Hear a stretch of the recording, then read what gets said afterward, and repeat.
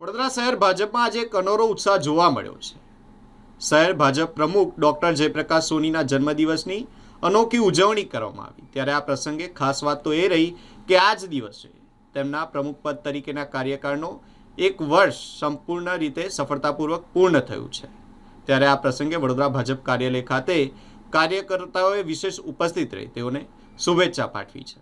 વડોદરા શહેર ભાજપના શિસ્તબદ્ધ સંગઠનને નવી ઊંચાઈએ લઈ જનાર ડોક્ટર જયપ્રકાશ સોનીનો આજે જન્મદિવસ છે। સવારથી જ શહેર ભાજપ કાર્યાલય ખાતે કાર્યકર્તાઓ, હોદ્દેદારો અને કાઉન્સિલરોનો ઘસારો જોવા મળ્યો હતો। પુષ્પગુચ્છ સાથે કાર્યકર્તાઓએ પોતાના પ્રમુખને વધાવ્યા હતા। નોંધનીય છે કે ગત વર્ષે આજના દિવસે તેમને પ્રમુખ તરીકેની કમાન સંભાળી હતી।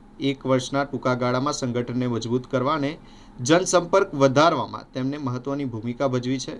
આ પ્રસંગે કેક ન કાપીને ઉજવણી કરવામાં આવી હતી અને ગરીબોને મીઠાઈ તથા જીવન જરૂરિયાત વસ્તુઓનું વિતરણ કરવામાં આવ્યું હતું।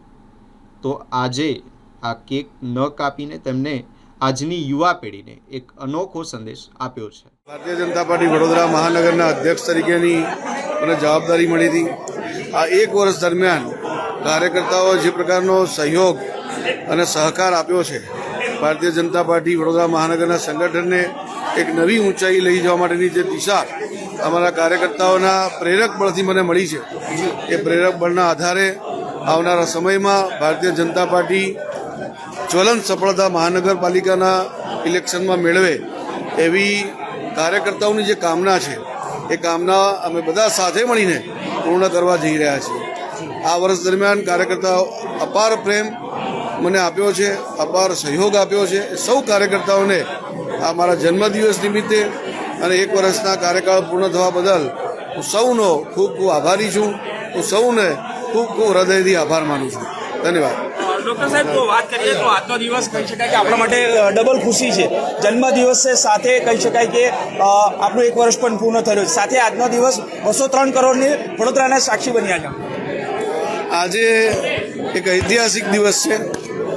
માનનીય નાયબ મુખ્યમંત્રી શ્રી હર્ષભાઈ સંઘવી સાહેબ આજે વડોદરા પધાર્યા હતા।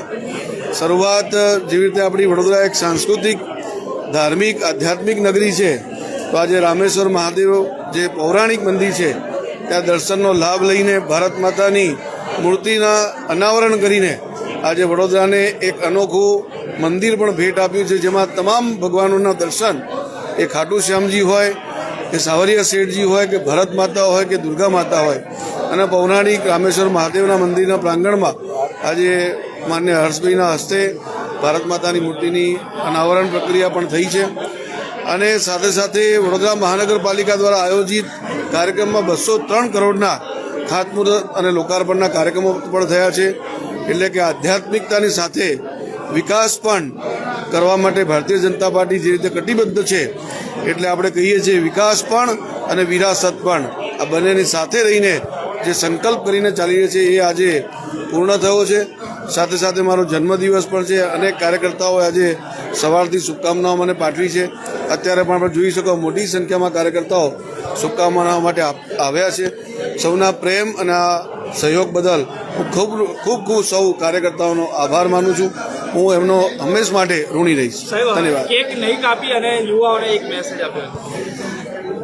ભારતીય સંસ્કૃતિમાં હંમેશા કંઈ આપવાની વાત છે, કાપવાની વાત નથી। આપણે જન્મદિવસ નિમિત્તે દીવો પ્રગટાવીને, યજ્ઞમાં આહુતિ આપીને રાષ્ટ્ર કાર્ય માટે કંઈ કરવા માટેની પ્રેરણા આપવી જોઈએ। કાપવાની પ્રવૃત્તિ તો બીજા લોકોની છે, આપણી નથી। એક આ માનસિકતા, જે ગુલામીની માનસિકતા છે, ભારતીય જનતા પાર્ટી જે પંચપ્રાણ પર માને છે, એમાં એક ગુલામીની માનસિકતા આપણા મનમાંથી દૂર કરવાની જે વાત છે, એનું પણ આ પ્રત્યક્ષ ઉદાહરણ છે। હું પણ સૌને અપીલ કરું છું કે ખાવા માટે સારી લાગે છે, ખાવી જ જોઈએ, જરૂર કરવું જોઈએ, પણ કાપવાની પ્રવૃત્તિ આપણા જીવનમાં ના આવે અને આપવાની પ્રવૃત્તિ આવે એવો આપણે પ્રયાસ કરવો જોઈએ।